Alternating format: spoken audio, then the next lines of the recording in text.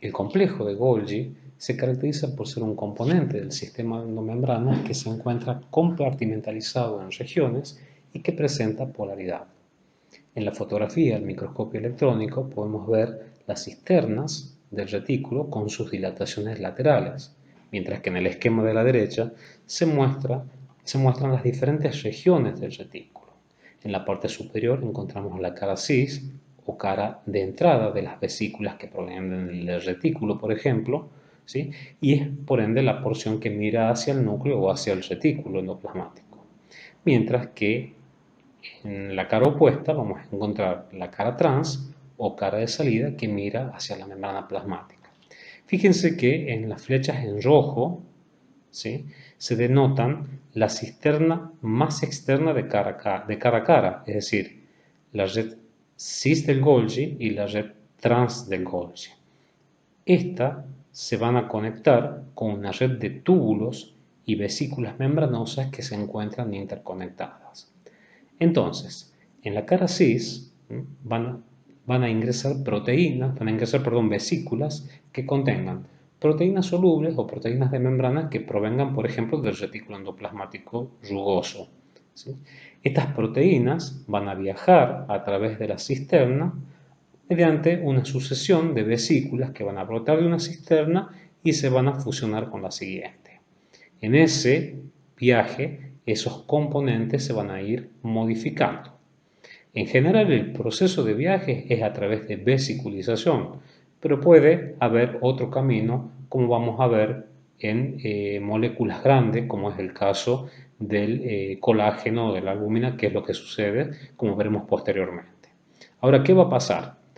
Cuando estas vesículas llegan a la red trans, ¿sí?, en la red trans es donde se produce la clasificación de las vesículas, es decir, se indica hacia dónde van a ser dirigidas las mismas, si van a ser dirigidas hacia la membrana plasmática o hacia otro componente del sistema de endomembranas. El aparato de Golgi cumple diferentes funciones. Participa en la fosforilación y en el envío de proteínas mediante vesículas hacia los endosomas tardíos y hacia los lisosomas. Participa en la síntesis de glicolípidos y también de esfingomielina. Recuerden que la esfingomielina se sintetiza a partir de la ceramida formada en el retículo endoplasmático rugoso. También va a continuar modificando, ¿sí?, los azúcares, ¿sí?, de las glicoproteínas sintetizadas en el retículo endoplasmático rugoso por la vía de la alfa-glicosidación, y también va a formar glicoproteínas utilizando el mecanismo de la ortoglicosidación. Va a actuar como un centro de distribución dirigiendo las proteínas hacia su destino final, que puede estar dentro o fuera de las células.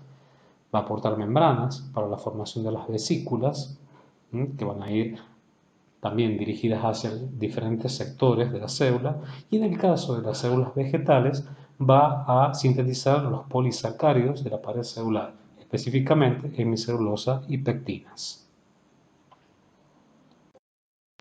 Una de las características del Golgi es que no solamente tiene una compartimentalización física, sino que también tiene una compartimentalización bioquímica, y eso es lo que le da polaridad a este componente del sistema de endomembranas.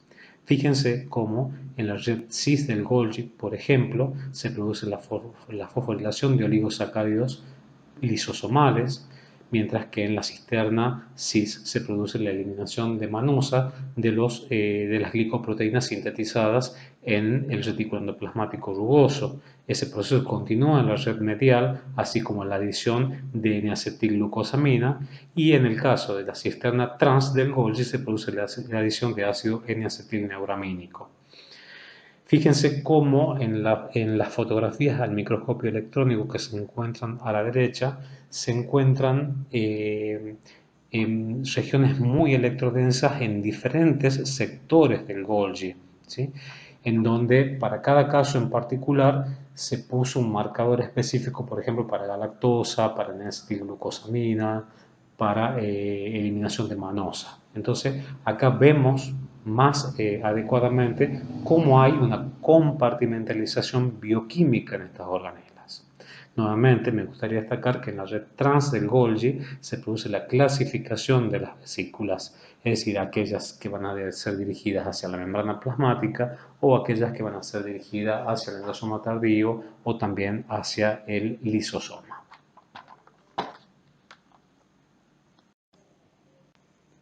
A la red cis del aparato de Golgi van a llegar vesículas provenientes del retículo endoplasmático rugoso conteniendo precursores, por ejemplo, de glicoproteínas como puede ser una hidrolasa lisosomal. En esta porción, en esta red cis, esa glicoproteína va a ser fosforilada en un residuo de manosa, generando manosa 6-fosfato, y esa enzima lisosomal se va a dirigir hacia la red trans, donde va a ser clasificada por un receptor que reconoce manosa 6-fosfato. Entonces, estas proteínas van a interactuar con los receptores manosa 6-fosfatos y se van a dirigir hacia una vesícula que se encuentra recubierta de una proteína denominada clatrina. La cubierta de clatrina posteriormente se va a despolimerizar y la vesícula que se genera se va a fusionar, ya sea con un lisosoma o con un endosoma tardío. En el endosoma tardío, y debido al bajo pH que contiene de su interior, que es alrededor de 5,5 y que es generado por una protona TPasa, se va a producir la disociación del receptor, el cual se va a vesiculizar y se va a reciclar nuevamente hacia el aparato de Golgi, hacia la red trans del aparato de Golgi. Mientras tanto, en el interior del endosoma tardío se va a producir la desfosforilación de la glicoproteína, generando lo que ahora vamos a llamar una hidrolasa lisosomal madura. Entonces ustedes se preguntarán por qué encontramos una hidrolasa lisosomal en el endosoma tardío. Posteriormente vamos a ver cómo el endosoma tardío se fusiona posteriormente con un lisosoma para aportar enzima y degradar los productos que han sido endocitados en una célula. Ahora bien, desde el lisosoma también se van a reciclar los receptores hacia el aparato de Golgi, específicamente hacia la red trans del aparato de Golgi.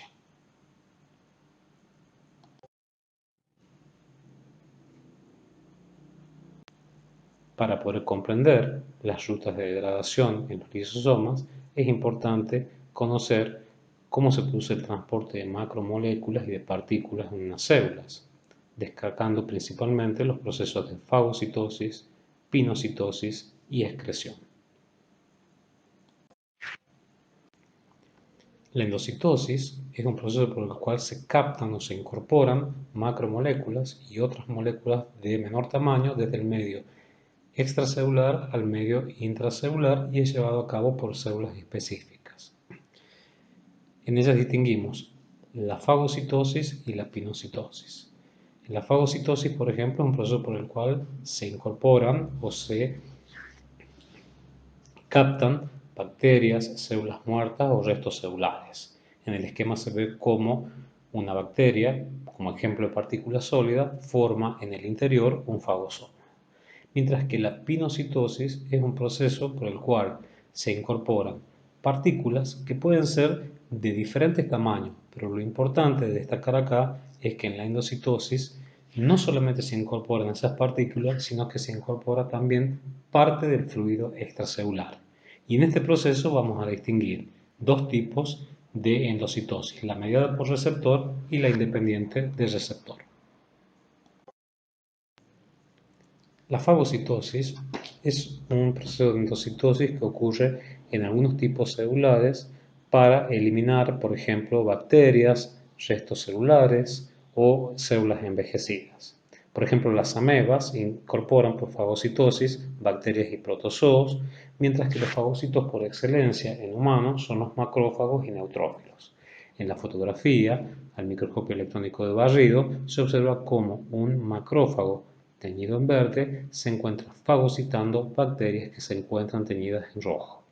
Lo primero que debe ocurrir es la unión de la bacteria a un receptor que se encuentra presente en la célula fagocítica. Posteriormente, esta última emite pseudópodos donde participan los microfilamentos de actina. Posteriormente se produce la fusión de las membranas y se incorpora lo que denominamos un fagosoma. Este fagosoma se va a unir al lisosoma que contiene enzimas hidrolíticas para proceder a la degradación de esa bacteria incorporada y en el caso que lo logre, porque muchas veces es un proceso un poco difícil, se va a degradar completamente la bacteria y se van a reciclar algunas proteínas de membrana. La endocitosis, mediada por receptor, es un proceso selectivo que es característico y común en muchas células eucariotas y se utiliza para incorporar macromoléculas específicas, presente en ese fluido extracelular. Por lo tanto, también se va a incorporar parte del fluido, por eso está dentro de los procesos de pinocitosis. Entonces, ¿qué es lo que va a pasar acá? En primer lugar, las moléculas específicas deben reconocer receptores específicos que se acumulan en regiones especializadas de la membrana plasmática de esa célula endocítica. Y esas regiones especializadas no son nada más que pequeñas depresiones que del lado intracelular, como se muestra en el esquema, se encuentran revestidas por moléculas de clatrina. Eso también puede verse en la fotografía del microscopio electrónico en la fase 1. Fíjense cómo por debajo de la membrana plasmática, en la zona citosólica, existe un material muy electrodenso. Eso serían las moléculas de clatrina. Esas depresiones posteriormente comienzan a invaginarse, como se observa en la fase 2, en la fase 2 y en la fase 3, y forman las pequeñas vesículas, como se observa en la fase 4, y esas pequeñas vesículas están revestidas por clatrina, moléculas de clatrina. Posteriormente, esa clatrina se va a despolimerizar, se va a reciclar, y las vesículas van a constituir ahora los endosomas tempranos.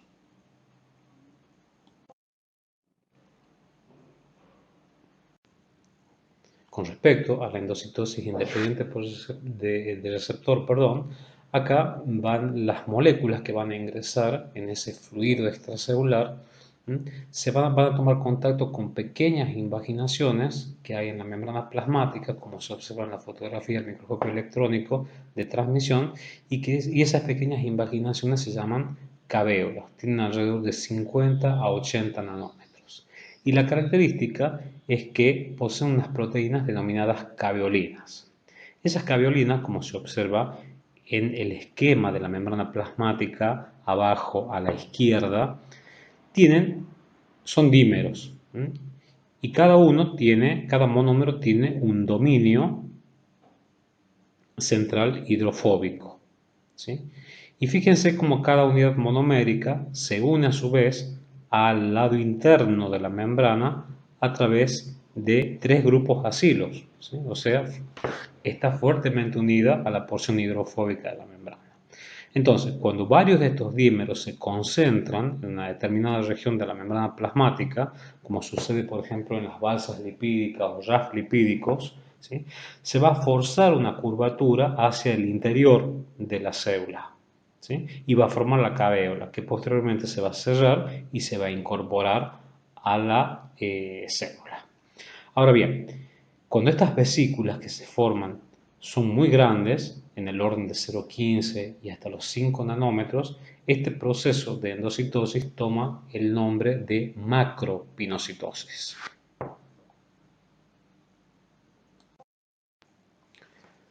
La exocitosis, como vamos a ver ahora con un poco más de detalle durante el desarrollo de la clase, no es nada más que el proceso por el cual vesículas intracelulares se van a fusionar con la membrana plasmática de la célula para liberar su contenido hacia el espacio extracelular, como se muestra en este esquema, en esta fotografía al microscopio electrónico de transmisión. ¿Para qué se utiliza este proceso? Se utiliza, por ejemplo, como mecanismo para la liberación de neurotransmisores en la unión mioneural, para la liberación de enzimas digestivas o de hormonas como la insulina cuando hay como respuesta frente a un estímulo externo. Se utiliza para eliminar los productos de digestión intracelular, y en ese caso la exocitosis recibe el nombre de excreción, ¿sí?